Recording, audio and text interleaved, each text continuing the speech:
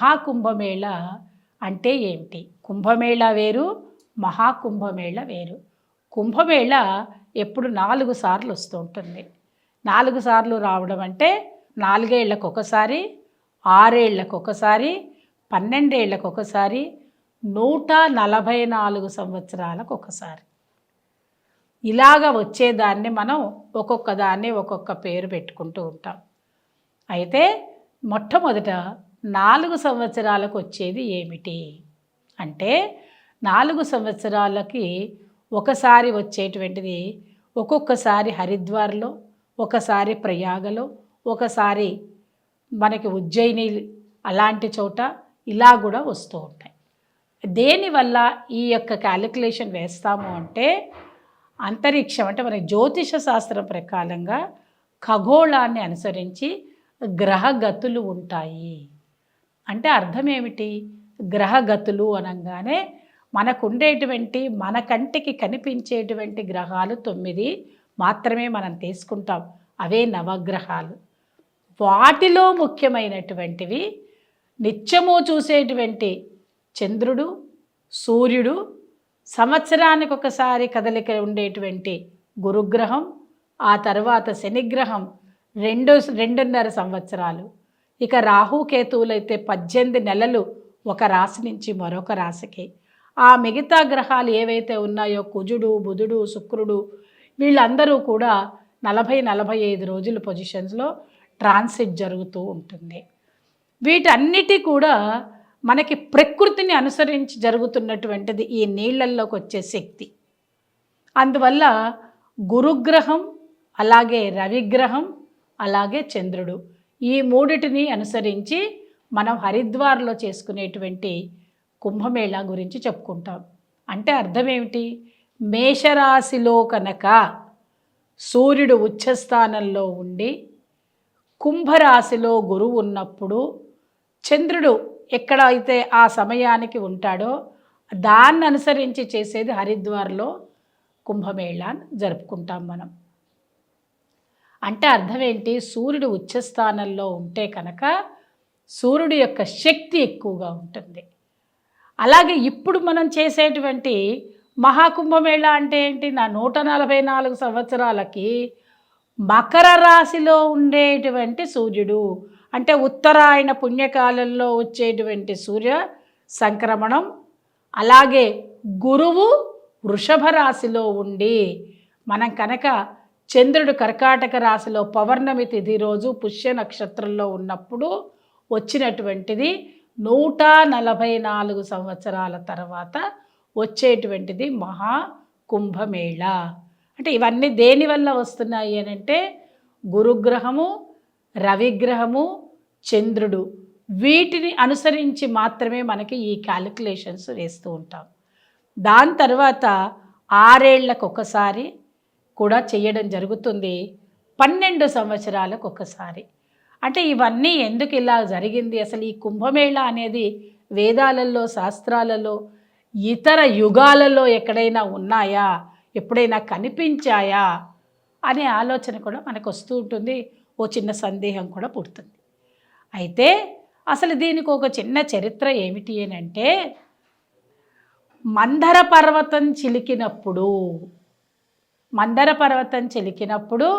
దేవతలు రాక్షసులు ఇద్దరూ చెరొక పక్కన ఉండి చిలికినప్పుడు మనకి అమృతం పుడుతుంది.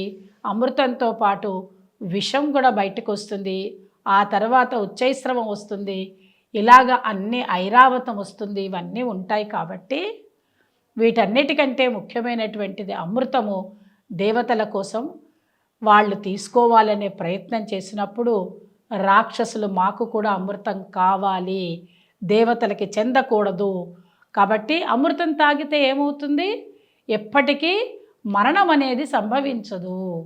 కాబట్టి అలాంటిది కావాలి అని రాక్షసులు చాలా గట్టి పట్టుదల పట్టి వాటిని లాక్కోవాలని ప్రయత్నం చేసినప్పుడు దేవతలందరూ కూడా విష్ణుమూర్తిని ప్రార్థన చేయడం, అప్పుడే మోహిని అవతారంలో భగవంతుడు రావడం, వచ్చిన తర్వాత ఆ అవతారమూర్తి ఎప్పుడైతే వాళ్ళ చేతిలో నుంచి ఆ యొక్క అమృత భాండం, అదే కుండ, అందుకనే కుంభమేళ అనేది కూడా వచ్చింది.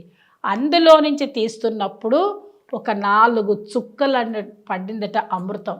ఎక్కడ పడింది అని అంటే ఈ యొక్క నదుల్లో పడింది, ఈ ప్రదేశాలలో పడింది. మనమేమనుకుంటాం, ఇప్పుడు ఉండేటువంటి భౌగోళిక పరిస్థితులు చూడరాదండి, కృతయుగం నాటి భౌగోళిక పరిస్థితులను అనుసరించి ఉన్నది కాబట్టి ఆనాటి కాలంది ఈ యొక్క విశేషము.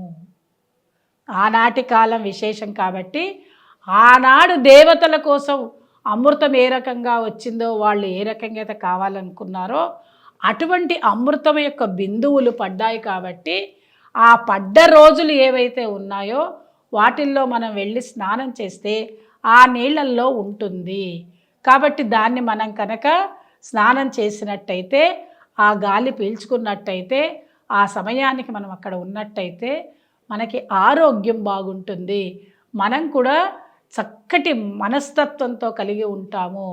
అలాగే మనకి మృత్యువు తొందరగా దరిచేరకుండా, అంటే అకాల మృత్యువు, అసలు మృత్యువు రాదు కాదు అకాల మృత్యువు రాకుండా మనం ఎన్ని సంవత్సరాలు అయితే మనకు ఆయుష్ ఉందో అన్ని సంవత్సరాలు హాయిగా ప్రశాంతంగా చేయవలసిన ధర్మ విధులతోటి జీవనం సాగిస్తాము అనే ఒక నమ్మిక మనకు ఉన్నది కాబట్టే ఈ సమయాల్లో అక్కడికి వెళ్ళడం జరుగుతుంది.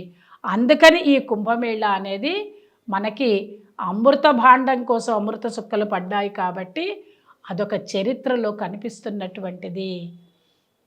ఇవన్నీ తెలుసుకున్నటువంటి పీఠాధిపతులు 850 సంవత్సరాల క్రితం ఆదిశంకరాచార్యులు, ఆ తర్వాత చరిత్రలో గుప్తుల కాలం నాటి వాళ్ళు, చోళుల కాలం నాటి వాళ్ళు, వీళ్ళందరూ కూడా సనాతన సంప్రదాయాన్ని కాపాడుతూ వచ్చారు. ఇది హిందువుల యొక్క మనోధర్మము అని చాలామంది అనుకుంటున్నారు. కానీ మనిషి బతకాలి అనుకున్నప్పుడు మతము, కులము, జాతి, లింగము ఎటువంటివి భేదాలు ఉండవు. కాబట్టి సర్వమానవాళికి పనికి వచ్చేటువంటి ఆయుష్ కోసము, అలాగే ఐశ్వర్యం కోసము, అంటే మనకి విభూతి ఇస్తారు అంటే అర్థం ఏంటి, విభూతి అంటే ఐశ్వర్యం, అలాంటి వాటి కోసము మనం తపన చెందుతారు కాబట్టే ఈరోజు ఇక్కడికి వెళ్ళడం జరుగుతూ ఉంటుంది. అలాగుంటే మరి ఎప్పుడూ ఉండదా అండి అంటే మన కాలానికి ఆ కాలానికి తేడా ఉంటుంది. అంటే అక్కడ మనకి జరిగేటువంటి రోజులు 365 రోజులు అయితే ఒక సంవత్సరం, కాబట్టి 24 గంటలు అయితే ఒక రోజు, ఇలాంటివన్నీ మనకి మన లెక్కల మానవాళి లెక్కలకి, అదే దేవతల లెక్కలకి రాక్షసుల లెక్కలకి ఆ రకంగా ఉండదు. 12 రోజులు అంటే 12 సంవత్సరాలు. వాళ్ళు ఎన్ని రోజులైతే మదనం చేసి ఎన్ని రోజులైతే దానికోసం తిప్పలు పడ్డారో ఆ 12 అనే మాట అందుకే వచ్చింది.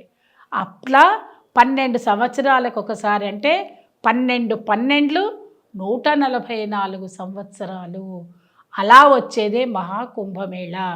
కాబట్టి మహాకుంభమేళలో వృషభ రాశిలో గురువు, అలాగే మకర రాశిలో సూర్యుడు ఉత్తరాయణ పుణ్యకాలంలో వచ్చినప్పుడు మాత్రమే పౌర్ణమి తిథి రోజు చక్కగా పుష్యమి నక్షత్రము కలిగి ఉండడం వలన మనకి ఎంతో ఆనందకరమైనటువంటి మహాకుంభమేళ రావడం జరిగింది. Please subscribe to the channel and download the Politicos app from the links in the description.